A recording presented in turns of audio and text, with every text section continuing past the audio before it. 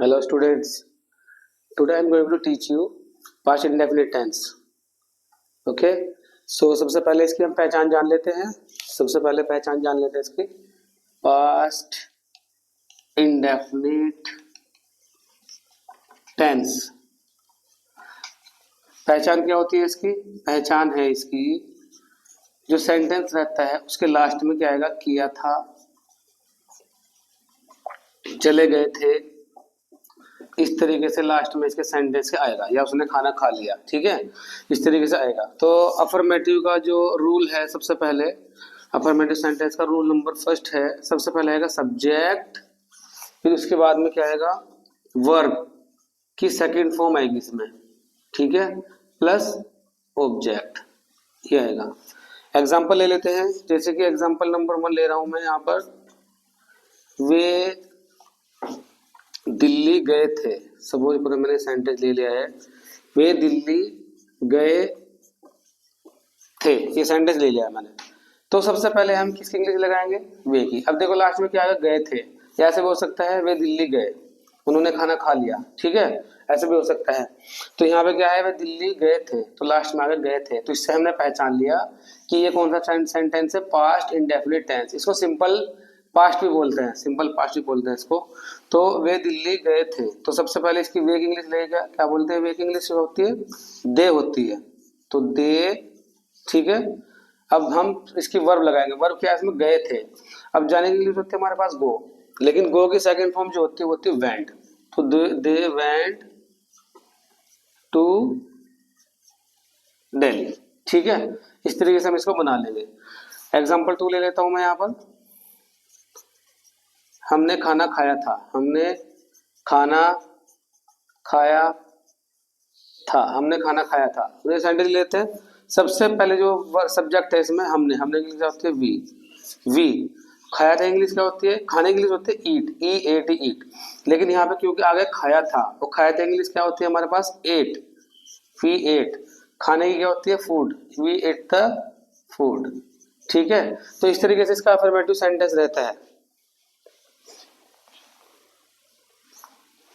इसका ले लेते हैं negative sentence. Rule number 2 negative, जिसमें नहीं का यूज होता है, वो वाला सेंटेंस इसका ले लेते हैं। तो रूल नंबर 2 जो रहेगा, सबसे पहले सब्जेक्ट आएगा, उसके बाद में इसकी जो हेल्पिंग वर्ब बनती है नेगेटिव में और इंट्रोगेटिव में, तो वो होती है डिड। डिड का यूज करते हैं इसमें। जैसे प्रेजेंट इंडेफिनिट में जो हेल्पिंग वर्ब थी वो दिखाई नहीं दे रही थी, विजिबल नहीं थी, तो उसमें क्या था? उसमें डू और डज का यूज किया था हमने तातीते वाले सेंटेंस में। इसमें हम क्या करेंगे? इसमें डिड का यूज करेंगे, डिड। और नोट आएगा तो नोट लगाएंगे यहाँ पर। ठीक है, subject plus did note plus, अब क्योंकि डिड आने पर वर्ब की फर्स्ट फॉर्म लगती है, फिर प्लस ऑब्जेक्ट, क्योंकि डिड खुद में ही सेकंड फॉर्म है, इसकी वजह से यहाँ पर फर्स्ट फॉर्म हो जाती है। जो अफर्मेटिव सेंटेंस रहता है ओनली उसी में ही इसमें सेकंड फॉर्म लगेगी। अब इंट्रोगेटिव, जिसमें स्टार्टिंग में क्या आएगा उसमें भी, और बीच में क्या, कहाँ, कब, कैसे, कौन, उनमें सब में डिड नॉट का यूज होगा और वर्ब की फर्स्ट फॉर्म लगेगी ओनली। ठीक है, तो इसका मैं एग्जाम्पल ले लेता हूँ। एग्जाम्पल लेते हैं यहाँ पर। हम कल बाजार से सब्जी नहीं लाए थे। मान लीजिए सेंटेंस नहीं लाए थे, तो देखो इसमें नहीं का यूज भी हो गया है और लाए थे भी आ गया लास्ट में। या लाए भी हो सकता है, हम कल बाजार से सब्जी नहीं लाए, या आज हम बाजार से सब्जी नहीं लाए। ठीक है, तो सबसे पहले सब्जेक्ट क्या रहेगा इसमें? वी। हम इंग्लिश होती है वी, क्योंकि नहीं आ रहा है तो did not, we did not. ठीक है, वी डिड नॉट ब्रिंग, लाने क्या होती है इंग्लिश? ब्रिंग। अब यहाँ फर्स्ट फॉर्म लगेगी, ब्रोट नहीं लगेगी सेकंड फॉर्म, क्योंकि डिड का यूज कर लिया हमने यहाँ पे। तो वी डिड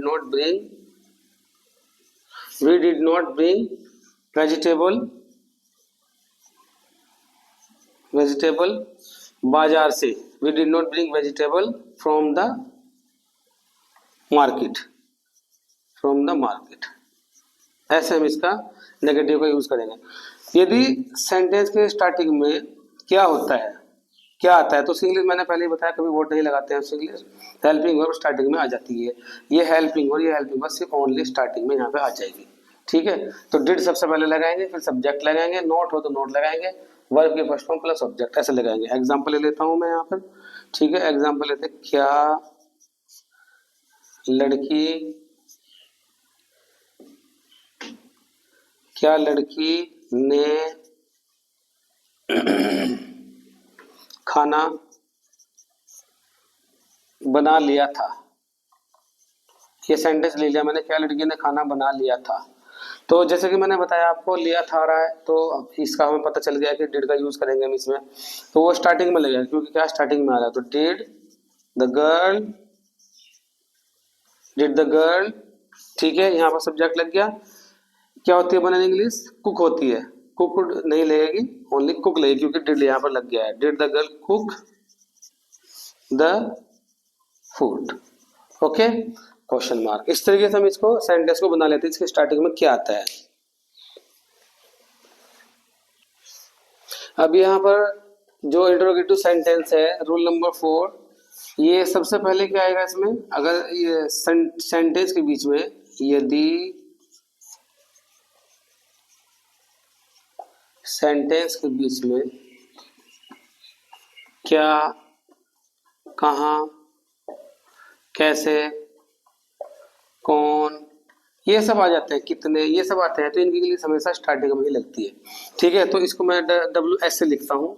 वैन भी हो सकता है, वॉट भी हो सकता है, हु भी हो सकता है, कोई भी हो सकता है। तो सबसे पहले इसकी इंग्लिश आएगी रूल नंबर 4 में। ठीक है, फिर आएगा डिड, उसके बाद में क्या आएगा? सब्जेक्ट, उसके बाद में क्या आएगा? नोट अगर हो तो यहाँ पे लगाना है, नहीं तो नहीं लगाना है। वर्ब की फर्स्ट फॉर्म, ठीक है, प्लस ऑब्जेक्ट, ये इसमें आएगा यहाँ पर। ठीक है, तो इसका एग्जांपल ले लेते हैं।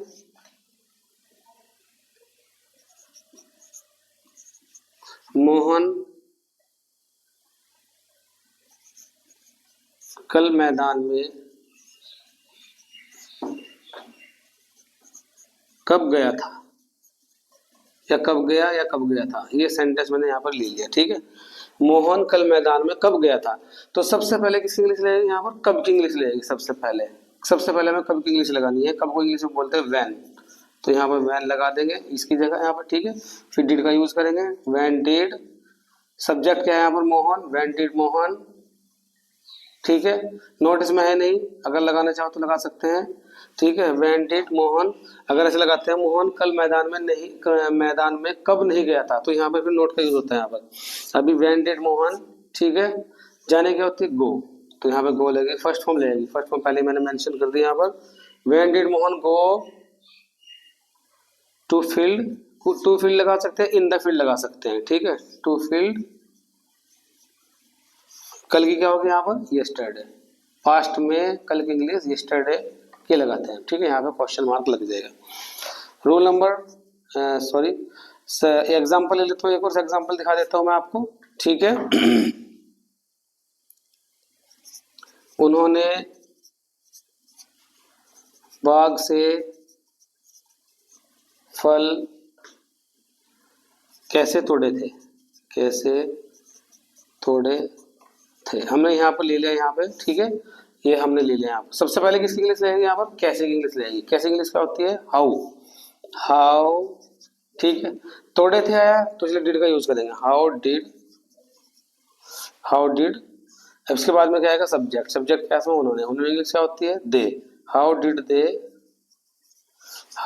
दे। ठीक है, अब यहाँ पर वर्ब ले लेते हैं। वर्ब की इंग्लिश क्या होती है यहाँ पर? वर्ब की ये तोड़े की इंग्लिश क्या होती है यहाँ पर? तोड़े की इंग्लिश होती है यहाँ पर pluck. How did they plug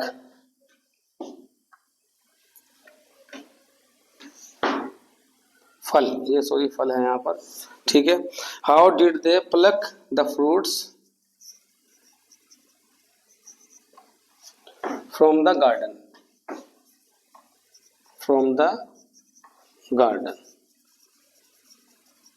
तो इस तरीके से हम सेंटेंस बना लेंगे यहाँ पर। ठीक है, hope you have understood this sentence very well. If you have any problem you can comment, you can ask me. Okay, आप कुछ भी पूछ सकते हैं, कोई प्रॉब्लम नहीं है। ठीक है जी, थैंक यू।